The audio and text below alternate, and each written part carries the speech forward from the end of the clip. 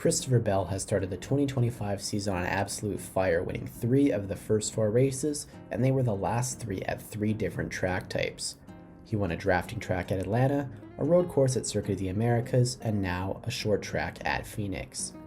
This weekend at an intermediate at Las Vegas, he has a chance to do something that hasn't been done in almost 18 years.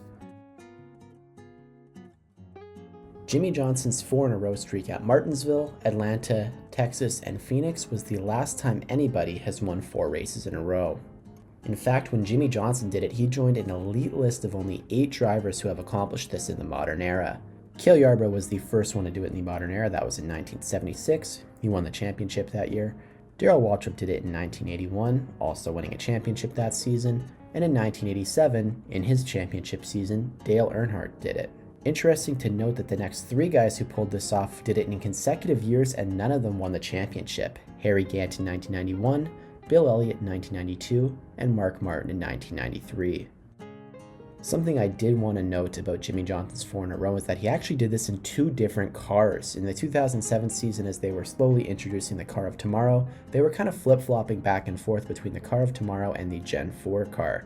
Jimmie Johnson's 4-in-a-row streak had 2 COT races and 2 Gen 4 races, the COTs at Martinsville and Phoenix, and the Gen 4 at Atlanta and Texas. So what I wanted to do today was look back at every driver who has had the opportunity to win 4 in a row and tell you why it seems pretty cursed.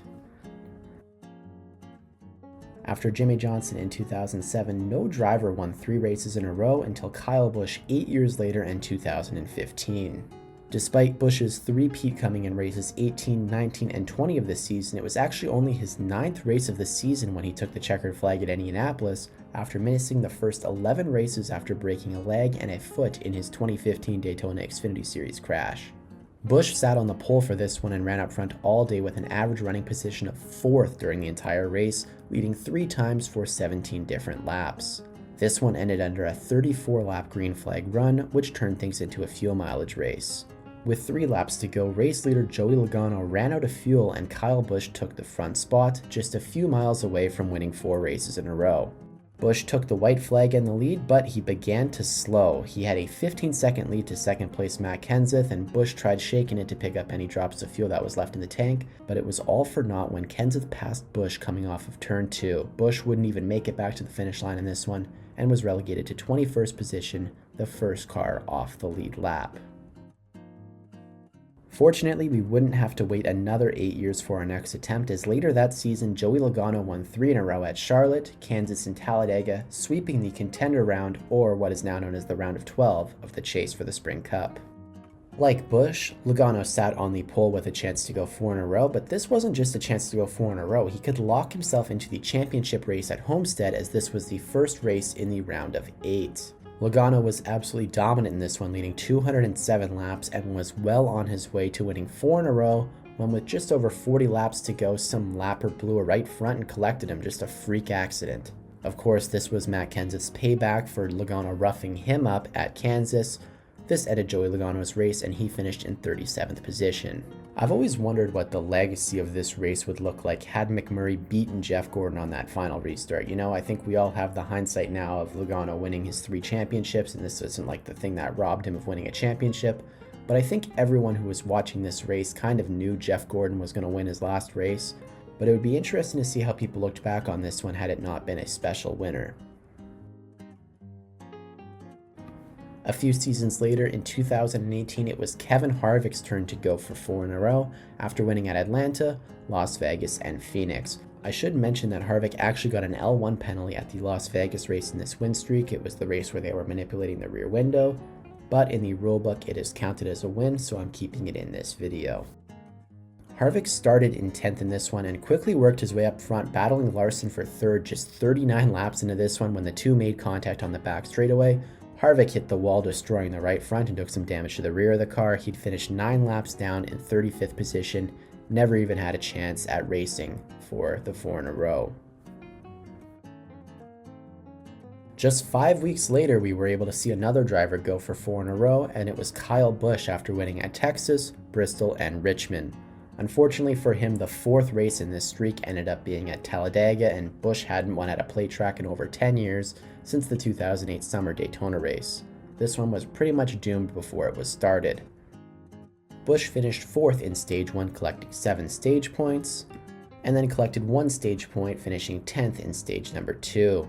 But with just under 20 laps to go, he was collected in the big one while running just in the top 15. He took a little bit of damage, but actually managed to limp this home to a 13th place run. I guess a lot of cars got damaged in that one, but again, didn't really have a fair shot at this since it was a play track.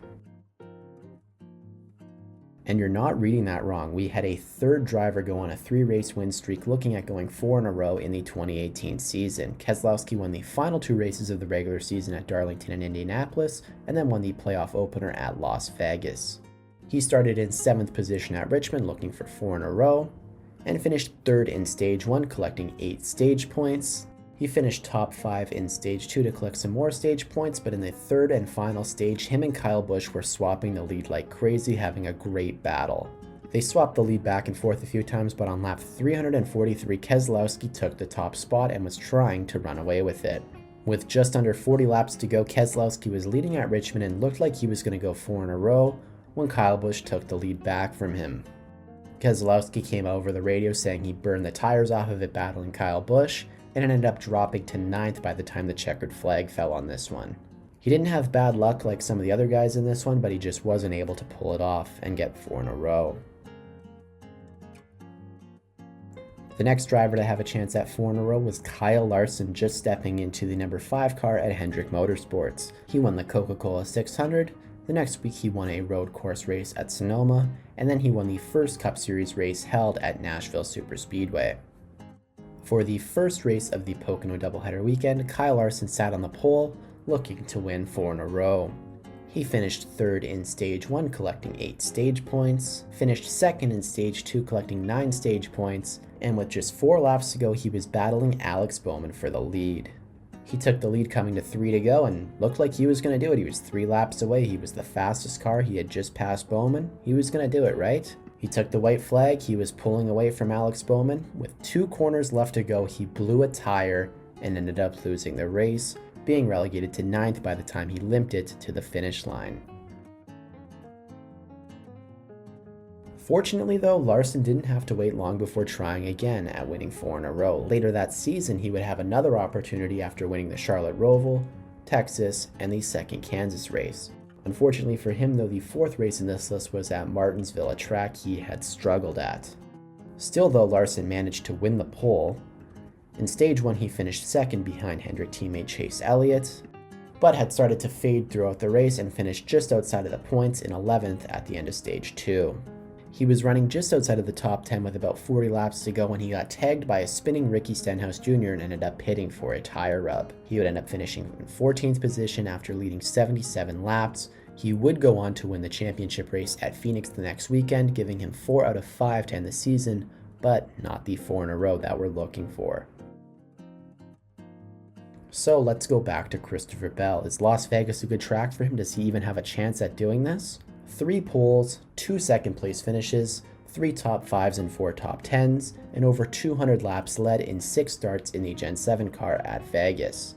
If they bring a similar setup to what they brought to the Las Vegas playoff race last fall, where he had a 138 driver rating, which was the top of the field, he's going to have a pretty good chance at this. So what do you guys think? Do you think Bell's going to go 4 in a row? Does he have the car? Does he have the team?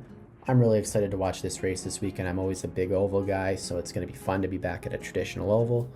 Leave a comment on what you think is going to happen, and thanks so much for watching.